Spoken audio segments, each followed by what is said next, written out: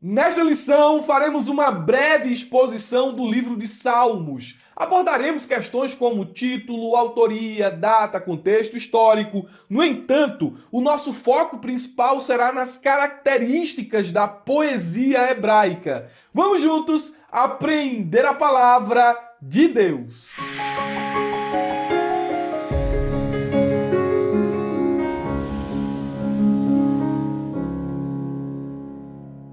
Queridos irmãos, quero cumprimentá-los com a paz do Senhor Jesus. Sou o presbítero e professor Murilo Alencar e é com muita alegria que iniciamos mais um trimestre da Escola Bíblica Dominical, onde comentaremos a revista de jovens publicada pela CPAD, que tem como tema geral encorajamento, instrução e conselho. Alcance uma vida cristã feliz com os ensinos dos Salmos. O comentarista é o evangelista Marcelo Oliveira e ele é responsável pelo setor de educação da CPAD. Nós nos debruçaremos no livro dos Salmos e veja, meus irmãos, hoje é uma lição introdutória. Nós faremos uma breve introdução ao livro dos Salmos e depois nós passaremos a estudar propriamente os Salmos. Nós estudaremos o Salmo 1, o Salmo 2, o Salmo 23, o Salmo 24, o Salmo 42, o Salmo 51, o Salmo 90,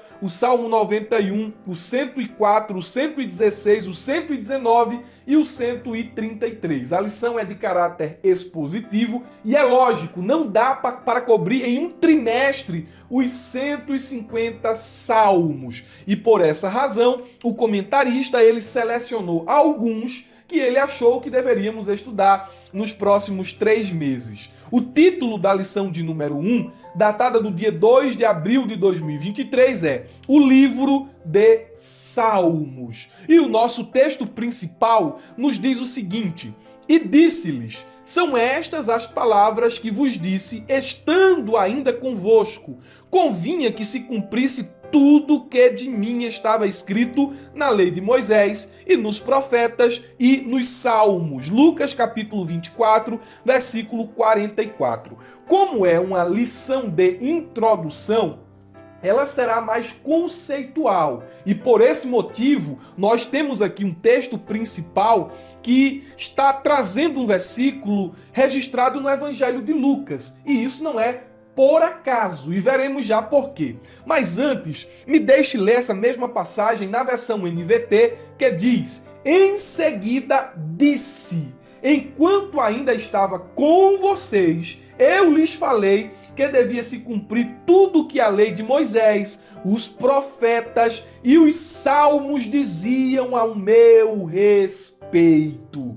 Aqui nós encontramos dentro do Novo Testamento uma citação do livro de Salmos e isso dá um quê de autoridade, de inspiração, de reconhecimento. Jesus, ele considerava o livro de Salmos uma literatura profética, porque ele fala sobre cumprimento e também fala sobre o livro dos Salmos. Eu fiz aqui um breve fluxograma sobre essa passagem e eu gostaria de compartilhar com vocês. Acompanhe comigo aí em tela.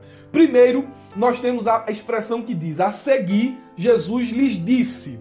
Essa passagem, ela faz parte de um contexto maior pós-ressurreição. Jesus está conversando com discípulos que estão frustrados, que não esperavam a sua ressurreição. Então esse discurso, ele se enquadra nas categorias das preleções do Cristo ressuscitado. Em seguida, nós temos aí mais um componente do versículo que diz o seguinte: são estas as palavras que lhes falei estando ainda com vocês. E Jesus está relembrando aqueles discípulos cabisbaixos o conteúdo do ensino e da pregação que ele ensinou, que ele pregou quando estava com os discípulos antes da crucificação. E Jesus vai deixar bem claro: eu falei a vocês a respeito da minha morte e da minha ressurreição. Cristo havia de padecer.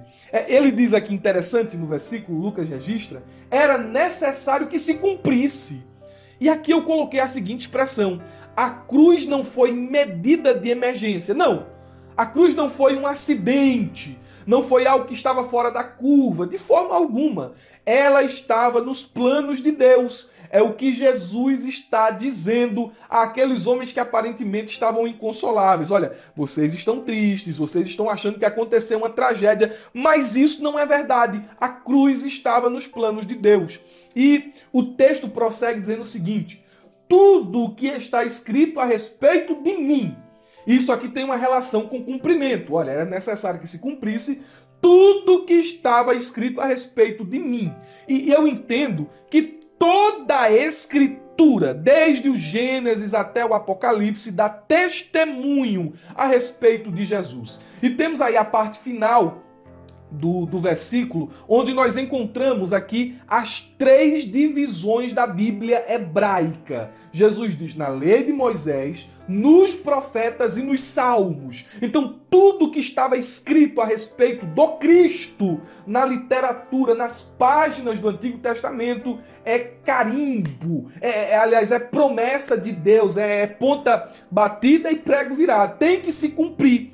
E quando Jesus faz a citação aí dos livros da lei, dos profetas e dos salmos, ele está reconhecendo a inspiração divina do Pentateuco, está reconhecendo a inspiração divina dos livros históricos e proféticos, como está organizado na nossa Bíblia agora, que temos em mão. Esses profetas aí incluíam também os livros históricos, e nós temos aí Jesus reconhecendo a inspiração divina dos salmos. Então nós estudaremos essa literatura do Antigo Testamento. Logicamente aqui, essa literatura ela tem a sua inspiração reconhecida nada mais, nada menos do que pelo próprio Jesus.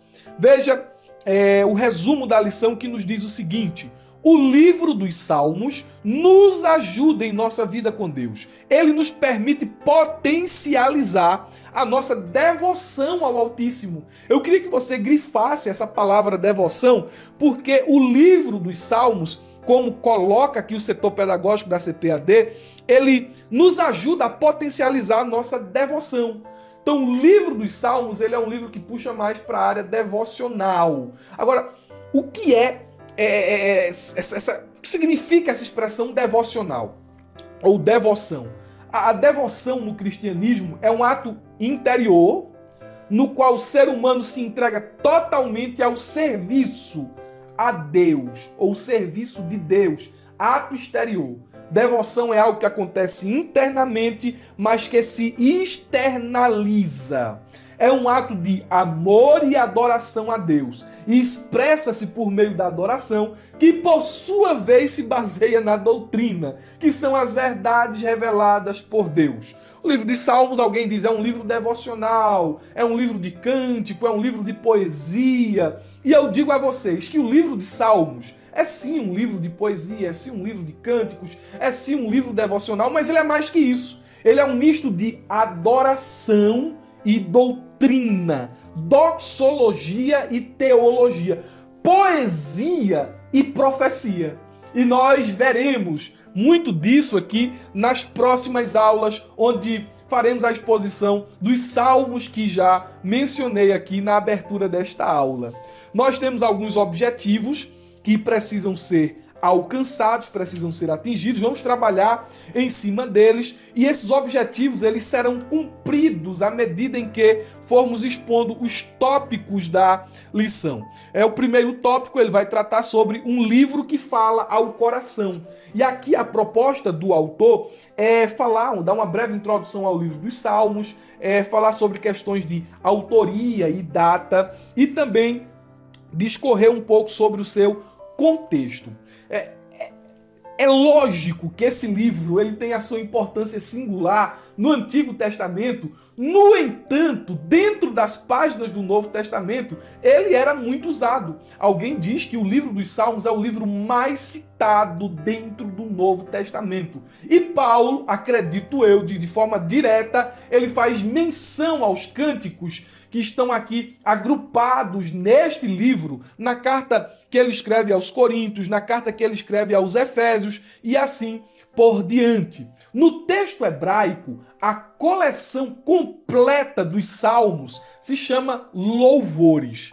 Alguns rabinos, mais tarde, começaram a chamar esse agrupamento, essa compilação dos salmos de o livro dos louvores. Então, para um hebreu, ou dentro da cultura hebraica, os salmos são os louvores. O livro dos louvores. Como foi que esse título chegou até nós? Os salmos, livro de salmos. Bem, a expressão salmos, ela aparece dentro da Septuaginta, que é uma tradução grega. E esse verbo, salmos, ele indica basicamente tocar ou tanger em cordas, o que sugere uma associação com acompanhamento musical. Os salmos, repito, eles eram o inário antigo de Israel, inspirado por Deus.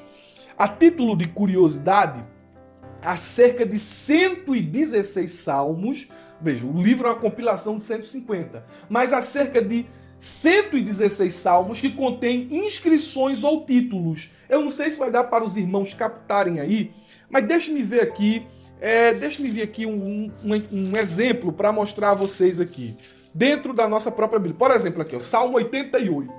Eu acho que a câmera vai captar aí, mas veja só, Salmo 88.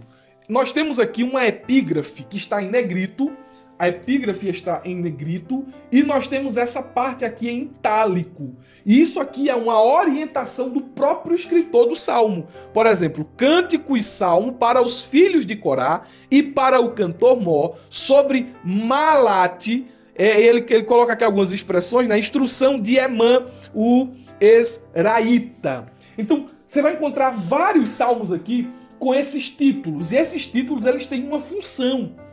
Eles transmitem vários tipos de informação, seja a autoria do salmo, dedicatória, contexto histórico, indicação litúrgica para o líder do louvor, instruções litúrgicas, tem até instruções com relação a que voz o salmo deve ser cantado, uma voz alta, uma voz média, soprando. Às vezes o salmo, ele diz assim, salmo escrito por Davi quando fugia de Saul. Então, essas epígrafes em itálico são importantes. O livro dos Salmos, ele diz também já aos irmãos, é o livro mais utilizado dentro do Novo Testamento. Falando sobre autoria e data, da perspectiva divina, o saltério ele aponta para Deus como seu autor. Deus é um inspirador de todos os salmos, ele é o autor de todos os livros da Bíblia. Agora, o escritor humano, às vezes é anônimo, às vezes é conhecido, mas o autor das escrituras, Deus, é sempre Deus. Ele é conhecido por nós. O autor das escrituras, irmão Murilo, qual é o autor da carta aos Hebreus? Deus. Quem é o escritor humano? Não sei, é anônimo. Da mesma forma, há vários salmos que são anônimos. Agora, nós temos aqui nota de muitos homens que participaram da composição de salmos, de vários salmos. E temos aqui pelo menos 5 escritores aqui. O rei Davi, ele escreveu quase metade dos salmos. Ele é autor de 73 salmos daqueles que estão compilados aqui no Saltério. Os filhos de Corá escreveram 10 salmos. Asaf contribuiu com 12. Nós ainda temos 2 salmos de Salomão, que são os 72 e o 127. Um salmo escrito por Moisés, que é o 190. Nós temos um salmo de Emã e um salmo de Etã. Então, nós temos aqui vários salmos e vários escritores. O livro de Salmos, ele é o maior livro da Bíblia Sagrada e ele cobre um espaço de cerca de quase 1000 anos. Por exemplo, Moisés, ele escreveu o Salmo 90 por volta de 1410 a.C. E o último Salmo, o Salmo 126, ele foi escrito ali por volta do começo do século V a.C. Então veja que tem um período aí de quase 1000 anos, desde o primeiro Salmo escrito ao último Salmo que foi inscrito. Sobre o cenário e o contexto dos salmos, preste atenção nisso aqui. Nós temos aqui, pelo menos, quando pensamos em cenário, pelo menos dois. Os atos de Deus na criação e na história, porque os salmistas vão cantar os feitos de Deus. Então, o contexto, criação, as obras de Deus na história, as ações poderosas de Deus em benefício de seu povo. E também nós temos aqui como um segundo cenário, para inspiração dos salmos, a história de Israel. Historicamente, os salmos abrangem um período da origem da vida lá do Gênesis até a alegria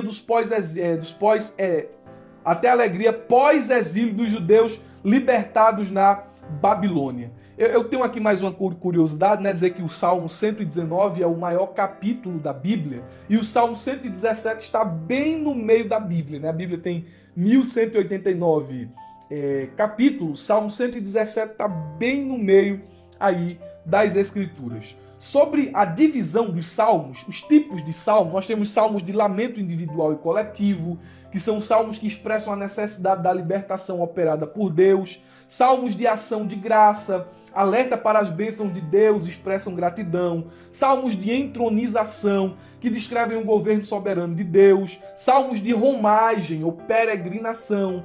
Esses salmos estabelecem uma atmosfera de adoração, salmos de realeza, que retratam Cristo, governante soberano, salmos de sabedoria, instrui com relação à vontade de Deus, salmos imprecatórios, que invocam a ira e o castigo de Deus contra os seus inimigos, e por aí vai.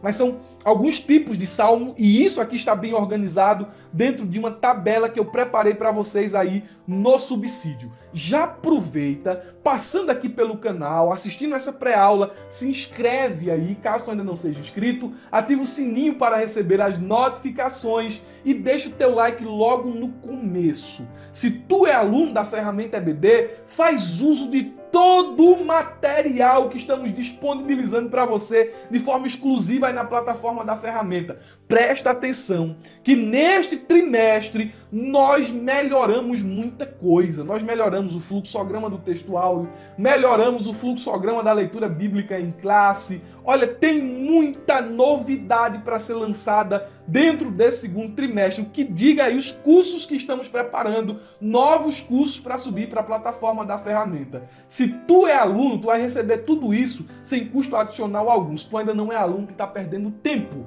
O link está na descrição deste vídeo aqui. Clique e conheça a ferramenta EBD. Vamos para o segundo ponto aqui da nossa lição, composição e propósito de salmos. Presta atenção aqui, meus irmãos.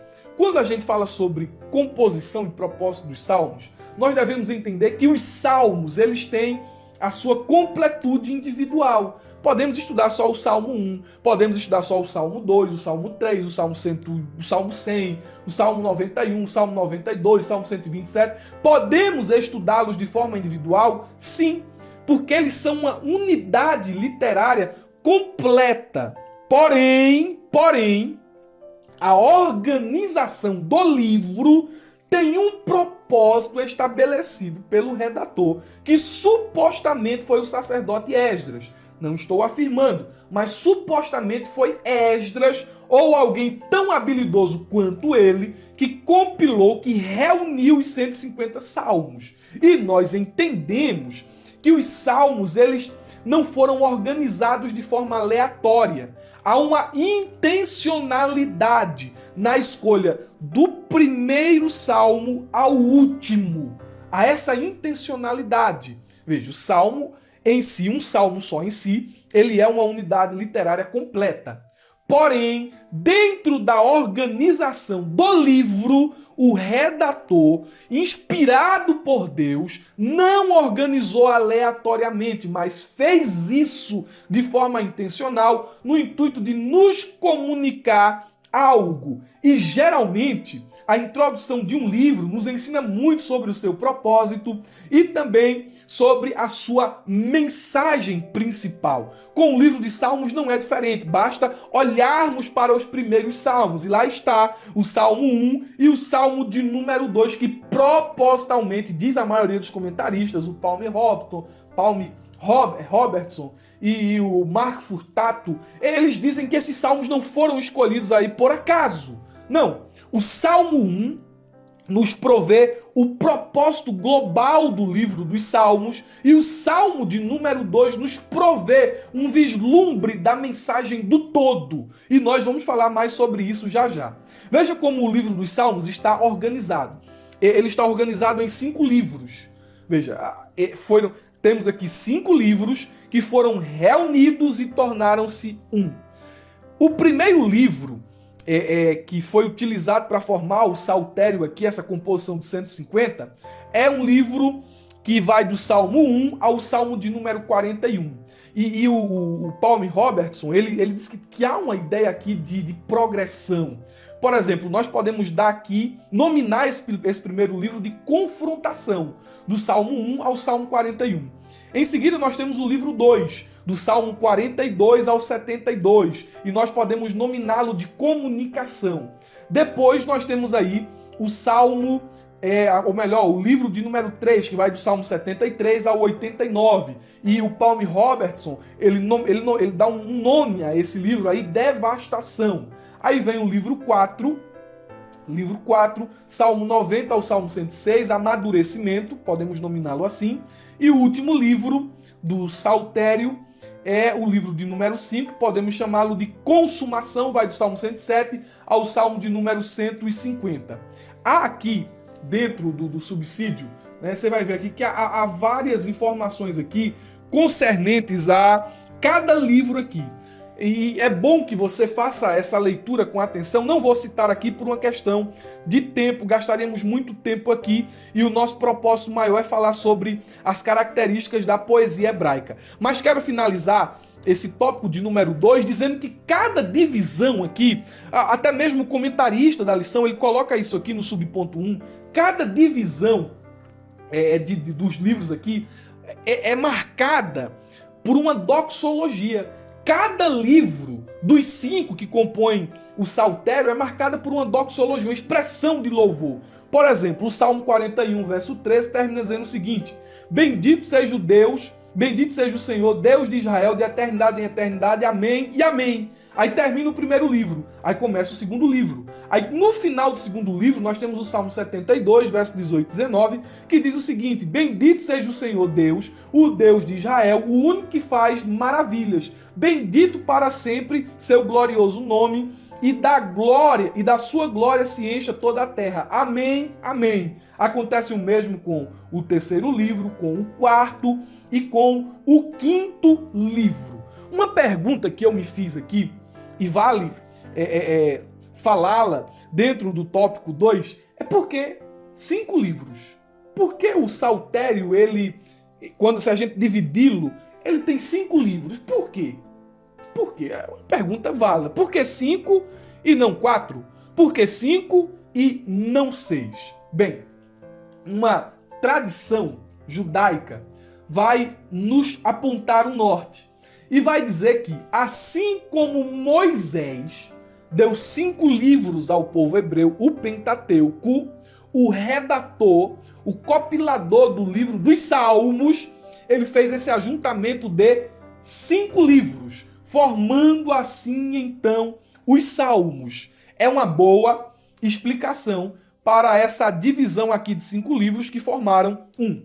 Quanto ao livro de Salmos, nós podemos afirmar que seu objetivo, veja que eu estou dando aqui muitas informações, né? Agora vamos à questão do propósito aqui. Falamos sobre composição, veja a parte do propósito da mensagem.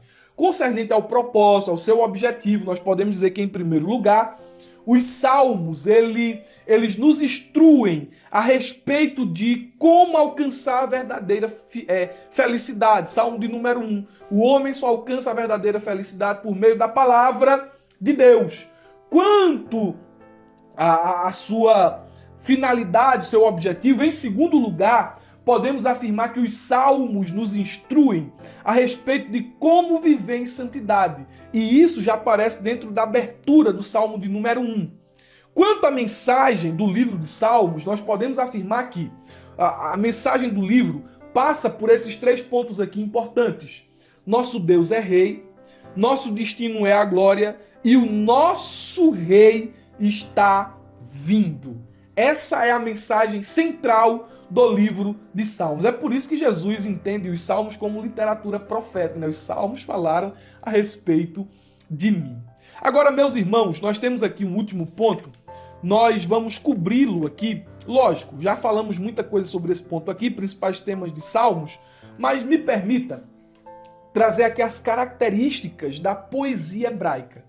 Preste muita atenção, muita atenção mesmo no que eu vou lhe falar agora. Lógico, vou resumir o que está no subsídio e eu quero que você leia o subsídio também. Aluno da ferramenta EBD, é leitura obrigatória o subsídio, tá bom? Leia o subsídio. Se você puder acompanhar essa parte da aula com o subsídio, faça isso. Pause e acompanhe com o subsídio, porque tem alguns exemplos aqui que fica melhor você ver e ouvir, tá certo? Vamos definir a poesia hebraica. Vamos definir o que é a poesia hebraica. A poesia hebraica é um tipo de literatura que se comunica com linhas concisas, que empregam paralelismo, guarde essa palavra, paralelismo e imagens com grande frequência. Então, as marcas da poesia hebraica são linhas concisas, paralelismo e imagens. O leitor moderno pode se perguntar e se questionar, dizer o seguinte: por que dentro da definição da poesia hebraica nós não encontramos qualquer referência à métrica e à rima? Por quê? Porque a métrica e a rima são a essência da poesia dentro do nosso contexto de agora. Nós fomos acostumados desde a infância a aprendermos poemas como: o amor é fogo que arde sem se ver, é ferida que dói e não se sente, é um contentamento descontente, é dor que desatina sem doer. É um poema do Luiz Vaz de Camões. E você vai ver que há toda uma rima, toda uma métrica que percorre por todo o poema desse escritor aqui. Porém, no livro dos Salmos, geralmente não encontramos nem métrica e muito menos rima. Há uma concordância de que a rima não faz parte ou não é característica da poesia hebraica. Quando se fala de métrica, algumas pessoas discutem isso aí ou não. Mas métrica e rima não são os fortes da poesia hebraica. Temos aí paralelismo, linhas concisas e imagens. E nós vamos falar um pouco sobre isso aqui. Os poetas hebreus, eles expressaram seus pensamentos em poemas preste atenção agora aqui, composto por linhas, estrofes e às vezes estâncias. Vamos falar sobre isso aqui. Presta atenção para tu entender. Olha para cá, presta atenção. Vamos falar primeiro sobre linhas. Veja, a poesia hebraica é composta por linhas. Antes de definir uma linha, eu vou descrever o que é uma linha. A linha mais frequente na poesia hebraica é constituída de 2 metades. Então, uma linha é a formação de 2 metades. Cada meia linha é chamada de cólon. De modo que a linha básica de uma poesia hebraica, a linha mais básica, mais comum de uma poesia hebraica, é denominada de bicólon. Veja, por exemplo, aí, o Salmo de número 92 e o verso 1. Bom é render graças ao Senhor e cantar louvores ao teu nome, ó Altíssimo. Aqui nós temos uma linha. E ela pode ser dividida em 2 meias linhas ou em 2 cólons. 2 cólons. O primeiro cólon. Bom é render graças ao Senhor. Aí o segundo cólon, ou a segunda meia linha. E cantar louvores ao teu nome, ó Altíssimo. E você vai perceber que há um paralelismo aqui presente nesse verso aqui. Há um paralelismo. O que é paralelismo? Paralelismo é correspondência. Nós vamos tratar daqui a pouco sobre paralelismo. Por exemplo, bom é render graças ao Senhor. Corresponde a cantar louvores ao teu nome. São expressões paralelas. Bom é render graças ao Senhor. Então, render graças ao Senhor é cantar louvores ao teu nome. Aqui está a beleza da poesia hebraica. Embora as linhas elas sejam compostas de duas meias linhas, ou de dois cólons, ou de duas colas, como alguém disse que cola é o substantivo, é o plural de cólons, né? Isso é coisa da língua. Ela pode ser bicólon, mas ela também pode ser uma linha, ela pode ser monocólon, como é o exemplo da expressão louvai ao Senhor. Louvai ao Senhor é uma expressão que aparece sempre na abertura ou no fechamento de um salmo. Então, essa expressão nós chamamos ela de monocólon, porque ela só tem um cólon. Mas aí ela pode ser tricólon. Olha o salmo aí, Salmo 112, verso 9 e 10. Vê que interessante, né? Esses versos aqui, eles nos provê dois exemplos. Vou ler aqui a primeira linha formada de 3 meias linhas, ou 3 cólons. Distribuir, dá aos pobres. Primeiro cólon. A sua justiça permanece para sempre. Segundo cólon. E o seu poder se exaltará em glória. Nós temos aí uma linha formada por 3 cólons. Aí olha o que diz aí o verso 2. O perverso vê isso e se vai e desce. Primeiro cólon. Range os dentes e se consome. Segundo cólon. O desejo dos perversos perecerá. Temos aí o terceiro cólon. Aí ela pode ser também tetracólon. Nós temos aí o exemplo do Salmo 29, verso 1 e 2. Não vou ler. Mas são, em termos técnicos aqui, a composição de uma linha. Aí nós temos aí a poesia hebraica se manifesta por meio de linhas e de estrofes. O que seria uma estrofe? Quando nós escrevemos uma prosa, ou digamos assim, um texto discursivo, as sentenças que nós agrupamos formam um parágrafo. As linhas, elas formam uma estrofe. Se os irmãos estão entendendo, aí eu acredito que dá pra gente prosseguir. Então, as linhas, elas formam uma estrofe. Uma estrofe é, na poesia, o que um parágrafo é na prosa. E a base primária para agrupar as linhas em uma estrofe é o sentido. Então, uma estrofe de um salmo, ela vai ser ali composta de linhas que estão desenvolvendo um único assunto. Então, uma estrofe é uma unidade completa literária onde um assunto, um tema comum está sendo ali focalizado, está sendo abordado. Uma única ideia mantém unidos os versos de uma estrofe, as linhas de uma estrofe. Os poetas hebreus utilizaram outros meios também para fazer esse agrupamento nas estrofes, como acrósticos e outras coisas mais, não vamos discutir agora. E nós temos aí também aquilo que chamamos de estância. Eu não vou discorrer sobre estância, mas está aqui no subsídio. Então, vê só, resumindo, os poetas hebreus expressaram seus pensamentos em poemas compostos por linhas, estrofes e, às vezes, em salmos mais longos, como 139, às vezes, estâncias. E nós já vimos aqui como essas linhas elas são agrupadas, nós já vimos aqui algumas características particulares das linhas. Agora, me permita dizer aqui, ou definir o que é paralelismo. As linhas, elas estão cheias de paralelismo. Paralelismo é a arte... Eita, irmão Murilo, eu não estou entendendo. Calma que tu vai entender. Calma que tu vai entender. Tu vai ler o subsídio, tu vai assistir a pré-aula, tu vai entender. Vai entender. Fique calmo, você vai entender. O paralelismo é a arte de dizer algo similar em ambos os cólons. Ou seja, em ambas as meias linhas. mas com um diferencial adicionado no segundo cólon, ou na segunda metade da linha. Veja que a poesia hebraica funciona diferente da poesia agora dos nossos dias. Os poetas hebreus nos convidam assim a ler cuidadosamente suas poesias, procurando pela diferença no segundo cólon, na segunda metade de uma linha, seja essa diferença grande ou pequena. Vamos aos exemplos para ficar mais claro? Olhe este salmo aqui, esta linha de salmo. A voz do Senhor quebra os cedros. Sim, o Senhor despedaça os cedros do Líbano. Nós encontramos aqui um paralelismo, mas esse paralelismo, ele tem uma diferença. Ele está falando a mesma coisa aqui na segunda metade da linha, está falando a mesma coisa, mas de uma forma diferente, acrescentando informação.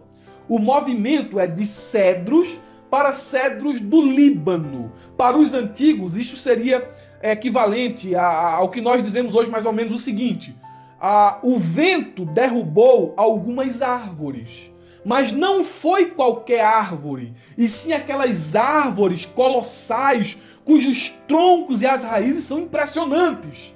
Então, quando o salmista diz a voz do Senhor quebra os cedros, não é qualquer cedro. A voz do Senhor despedaça os cedros do Líbano, aqueles cedros grandes, aqueles cedros gigantes. Isso aqui ele está dando evidência à voz poderosa de Deus. Olha aqui um segundo exemplo. Nós temos aqui novamente mais uma linha, um bicólon. O Senhor preside aos dilúvios. Como rei, o Senhor presidirá para sempre. O primeiro cólon nos diz onde o trono do Senhor foi estabelecido, acima das forças caóticas que ele derrotou em batalha. Então o Senhor preside aos dilúvios. Ele está acima, o seu trono está acima de qualquer catástrofe. Aí olha o que a segunda metade da linha diz aqui. Como rei, o Senhor presidirá para sempre. Então o segundo cólon nos conta por quanto tempo isto é verdade. Ou seja, é para sempre. O trono dele está acima das catástrofes, acima das calamidades. Aí ele vai dizer, não, o Senhor preside. Ele preside acima das calamidades, mas ele preside para sempre. Então, você sempre vai encontrar esses paralelos aqui dentro dos salmos. E além do paralelismo, os salmos eles são muito fortes em imagens. Como é que a gente vai entender imagens? Porque os salmos eles são a linguagem das imagens. E uma imagem ela cumpre sua função pelo menos de duas formas aqui. Preste atenção nesses conceitos que vão te ajudar. Nós temos aqui o conceito do domínio de origem e o conceito do domínio de destino, para você entender as imagens dos salmos. O domínio de origem é o aspecto da vida ordinária que o poeta está descrevendo para criar sua imagem. Então ele vai olhar para aspectos, para elementos que são comuns e ele vai criar uma imagem aqui com um significado, que pode ser chamado de domínio de destino. É o assunto do qual o poeta está falando. Ele está falando, aqui é praticamente o uso de uma linguagem metafórica. Por exemplo, preste atenção aqui. Vamos identificar aqui um domínio de destino. O Senhor é o meu pastor. Então, quando o salmista ele utiliza a imagem pastoril de alguém que está cuidando de ovelhas no campo, ele está ali a imagem de domínio, a imagem de origem. Mas aí nós temos o domínio de destino. Ele está tomando a imagem de um pastor para falar sobre o cuidado de Deus. Nem sempre o domínio de destino ele fica tão claro. Você vê, por exemplo, a sua garganta é um sepulcro aberto. Salmo 5, verso de número 9. Nós devemos aqui ler o contexto para entender por que é que ele está utilizando essa imagem, que é a imagem de um sepulcro aberto, uma garganta que é um sepulcro aberto. Nos versos, aí, o poeta ele se refere à falta de sinceridade nos lábios dos adversários e como eles como eles com a língua lisonjeiam falsamente. E ele está mostrando aqui que o discurso dos inimigos, o discurso de seus inimigos, o discurso perverso de seus inimigos é semelhante a uma garganta que pode ser comparada a um sepulcro aberto. Eu penso que, meu Deus, uma aula dessa introdutória assim, com tanto conceito assim, meu Deus, né? Mas eu penso que os irmãos estão me entendendo. Para a gente dominar a questão da imagem dos salmos, nós precisamos entender de topografia, de clima, de práticas agrícolas. São os aspectos ali que inspiravam os israelitas a criarem imagens. Eles vão falar sobre Vale da Sombra da Morte, né? Vão falar sobre os montes, sobre as árvores, os cedros do Líbano, as palmeiras. Eles vão utilizar muitas imagens ali. E se você entender um pouco do contexto cultural da época, você vai conseguir com mais facilidade entender como é que ele está utilizando ali aspectos do cotidiano para descrever verdades espirituais. Então, paralelismo e imagens fazem parte das linhas da poesia hebraica. E eu queria aqui rapidamente dizer aos irmãos que as imagens são figuras que nos habilitam a visualizar verdades espirituais. Por exemplo, árvore plantada junto à corrente de águas, que no tempo devido dá o seu fruto. O crente que está constantemente meditando na palavra de Deus dá fruto. Aí ele vai dizer, lâmpada para os meus pés, luz para o meu caminho, é a tua palavra. Então veja que essas imagens aqui que os poetas hebraicos, eles criaram, são imagens que nos habilitam a enxergar verdades espirituais. As imagens também, elas podem ter múltiplos significados, ou seja, estar à mão direita de alguém pode falar de uma posição de honra, pode falar de uma posição de favor, como também pode ter o sentido de força, pode ter o sentido de poder. Então, nós precisamos, quando lermos os salmos, entender o seu contexto.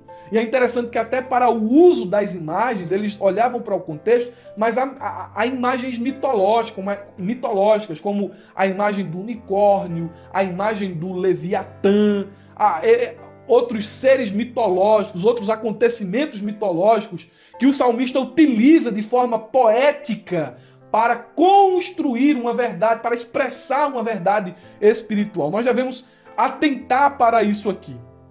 E assim, meus irmãos, eu quero já caminhar para a conclusão. Dentro aqui ainda das características da poesia hebraica, nós temos aqui os padrões que eles seguiam, que é o padrão linear, o padrão paralelo e o padrão simétrico. Tá tudo aqui no subsídio, você vai ler e você vai entender em nome de Jesus. Eu quero concluir falando a respeito do livro dos Salmos e dizer que, em primeiro lugar, ele nos serve como orientação à nossa adoração. É um livro de adoração. Aqui você vai encontrar muita adoração, muita oração, muita gente que clamou pela presença de Deus. Então os salmos vão nos ajudar com relação a isso.